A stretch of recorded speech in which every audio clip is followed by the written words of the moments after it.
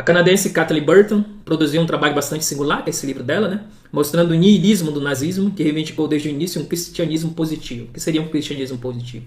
Um cristianismo à moda, segundo a forma de pensar, né? Segundo o modus operandi nazista, né?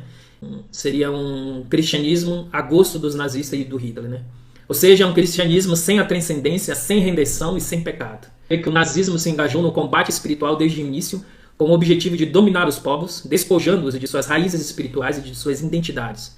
Ao mesmo tempo que constrói uma religião pagã baseada na terra, no sangue, no romantismo alemão, na ecologia, o partido nazista chegou a propagar a ideia de fazer uma cerveja, por exemplo, sem álcool. Um pouco nesse âmbito ecologista, vegetarianismo também. Muitos nazistas propagavam esse tipo de ideia meio bizarra, né? Em 24 de fevereiro de 1920, no salão de Munique, de festas do Hofbräuhaus de Munique, em meio a algumas agitações, quer dizer, vai ser esse momento, o grande momento que vai aparecer o Hitler, né? Para fazer o discurso lá e mostrar toda a lábia oratória do Hitler e a capacidade dele de encantar as multidões, né? Em meio a algumas agitações, metade do auditório era formada por comunistas e independentes, que foram rapidamente abafados por alguns fiéis camaradas de guerra. Esses camaradas, de certo companheiros de caserna, representarão em um futuro próximo as bases da milícia paramilitar do Partido Nacional Socialista.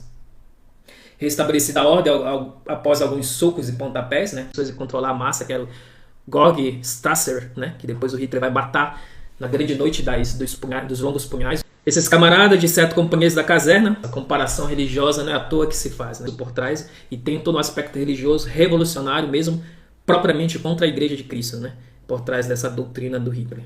Então não é à toa que o Fest coloca essa comparação entre o grande aparecimento do Hitler, mostrando as diretrizes do partido nazista, comparando com as teses de Martinho Lutero. Vai falar sobre o Hitler e o nazismo, componentes esotéricas do Terceiro Reich, né?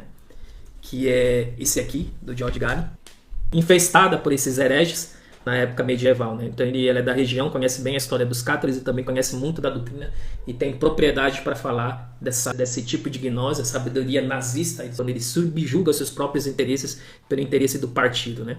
Muitos vão se perguntar, né, o que seria esse mistério da iniquidade que fala São Paulo, né? Numa das cartas, quando ele fala sobre o anticristo, daqueles que são os precursores, né? Aqueles grandes personagens da história, cuja malícia é tão singular, tão marcante, né? No decorrer da história, que eles, como que graças a essa maldade, essa malícia extrema, eles preparam a vida do anticristo. Então, de certa forma, a gente pode dizer também que o Hitler é um desses precursores, né? Com tanta maldade que ele aplicou no mundo, com tanta maldade que ele propagou na desgraça da Segunda Guerra, ele pode ser chamado como um precursor do anticristo. E o Hitler tem um aspecto interessante, ver que não era só o professor Orlando que chamava ele de possesso. Que ele encantava de tal forma as pessoas, as multidões, porque o alemão é um povo, pelo menos comparado com um brasileiro e com muitos outros, que tem uma grande erudição, né, que tem uma grande formação, pelo menos muito melhor do que a nossa. Então, para se deixar levar por um fulano louco desse, né, muito provavelmente teria por trás um poder que está acima de muitas coisas do que se pode dizer propriamente humano, né? Para qualificar o Hitler, esse personagem da história. Essa seria a explicação para a ascensão vertiginosa do Hitler, saindo da indigência e chegando à liderança do partido em poucos anos. Os contatos com os círculos ocultistas e sociedades secretas já haviam sido formados e após a guerra seriam apenas restabelecidos. Hitler assegurava que toda tentativa de combater uma visão do mundo pela força está destinada a um fracasso definitivo, caso a luta não assuma a forma de um ataque em favor de uma nova orientação espiritual.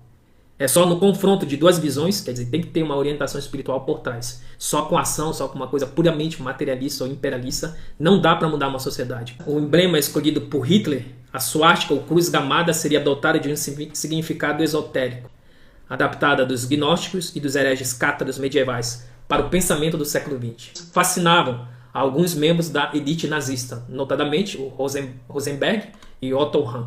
Parte esotérica, a parte da doutrina não deveria ter essa ação política externa, né? Fosse uma coisa mais intelectual de formação das ideias, né?